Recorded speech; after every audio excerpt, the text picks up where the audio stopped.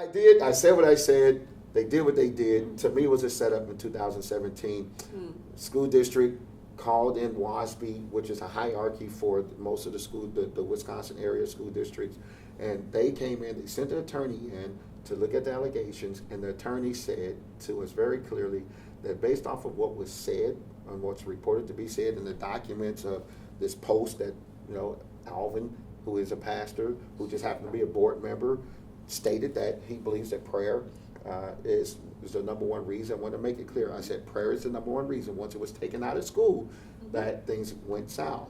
And I didn't say prayer needs to be back in school. I did state that students should be allowed to pray at school, just like anyone else. It like should me be handing out Valentine's as a student. They should be. There shouldn't be any hindrance. I can tell you a story of having to deal with a kid who sat at the table and prayed out loud, and because another kid was offended, she was told that she can pray, but she needs to pray to herself. And I'm like, no, we don't do that. And I took issue with it then, and if I hadn't forced the issue, they would still be trying to force students to just succumb to this foolishness. No, it's hide wrong. who you are. Apologize. So we move forward to where we are now. The attorney clearly made it a point in 2017, no issue. He did nothing. He operated within his Free speech rights. and if people were offended by it, then he would think that we would be successful if we end up going to court. From that incident, when the scandal of the truancy court took place, that was victimizing kids, pipelining them from school to prison, and it's not an ethnicity. Again, it was mostly marginalized family who qualified for free reduced lunch, predominantly single white moms. When you just look at the numbers because of demographics. Now you dig in it, misproportionately represented are people of color, Hmong, black, Mexican, but for the most part, of the 700, you got about 590 that were all single white moms.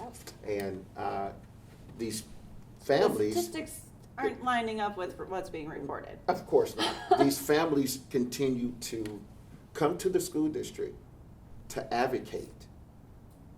Say, listen, we need to stop this truancy court. I start having families come to me personally, and I said, listen, they're not coming to the board. This is what's happening now, and my investigative skills start looking into things. Point to these parents, because you just can't take face value. Tell them to go request your transcripts from the court that you said you were called these derogatory names, that you were handcuffed when you had underlying issues, had mental health issues, and you couldn't get to school on time. It's not that you were skipping school, it's that you actually had doctor's reports saying that she's on medication, she cannot wake up at this time, please excuse them for coming to school for an hour late. Well, you get this threshold, they didn't care. It was a force, I want to get rid of these kids, and they were forced into this, and this went on for 10 years, and some of the same people who had went to the school board about me and my speech had went to the school board asking them about this truancy court scandal long before I even got on the board, and nothing happened. So they began to continue to ask the board what's going on. So when it came to me personally, I began to look into it, and I saw, I was like, no, why isn't something changing here? what's going on? And once I start seeing the evidence showing what's taking place, the elitist mindset of the board that was there when all this was going on their second and third term, and had been going on for 10 years, they began to try to put me in my place. Hey, Alvin, you're new to this. Just be quiet. And I said, my conviction, my faith in Jesus Christ will not let me be quiet. We need to do something about this, and we need to do something about it. They need a voice. Do something. We got to change this. They refuse to do real action. Little things to say, okay, we're going to do it. I said, no, I will speak up, and I will speak publicly about this. And then what they were trying to do is try to use confidentiality in what they call closed session. They say, okay, well, we're going to talk about this stuff in closed session. You can't talk about it publicly. I'm like, I'm already talking about it publicly. So if you go into a closed session and talking about it, it's not going to prohibit me from already talking about what I've been talking about. Mm-hmm. You're not going to play me like someone who you're going to trap into I don't play political policy. games. I I'm tell not going to do truth. it. This is true. These kids are being treated wrong. Yeah.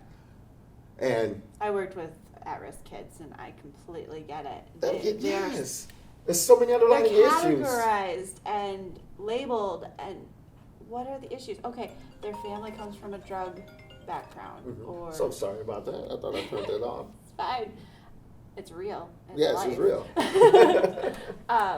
So yeah, these kids, they're just being labeled, and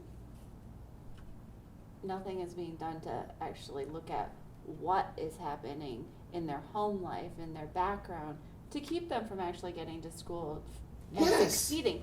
School is actually a safe zone. And they wanted to get there. Right. When you look at their stories, they were trying to get there. These aren't the kids that that media tries to portray. Hey, these are kids who are just getting up, pretending to go to school, then they're going out here vandalizing the community. No, these are kids who They really were fighting for an They education, but wanted they couldn't. education. They couldn't get it. They wanted lunch. Right, you know? right. No, these kids, that's a safe zone for them. They can't sleep because whatever's going on at home, or they can't go home because they have no home. So they're sleeping in a van or the back of somebody's yard in a tent, or whatever it might be. And they're getting punished for trying to survive. Absolutely. And it's not fair. And how the system is structured, it needs to change. And that, ma'am, is why Christ put me on that board. And that was, and I believe still is, the real issue. That because I spoke up on that and let them know that it is my conviction, it is my faith, that's not going to let me go along with your little procedures and your policies. Because you're hurting kids. You're hurting kids. Hurting the future generation. And you're literally abusing them. You're bullying them. You're using systems and you're bullying them. And I'm not going to sit back and allow this systematic bullying to take place. So I had a press release at my church. I had a student who is now an adult speak out to open up the doors for others to speak out.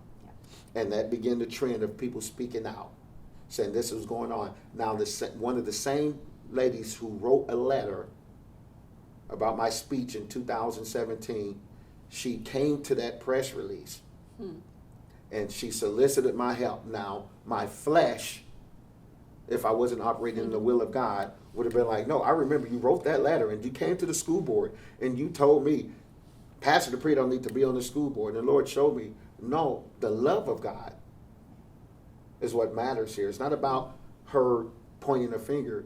And I said, absolutely, what is it?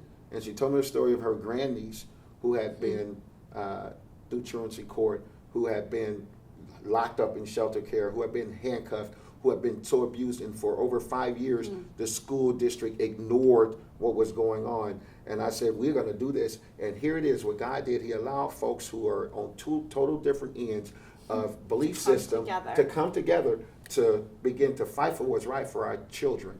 Hence, we're still good friends today. We still work together.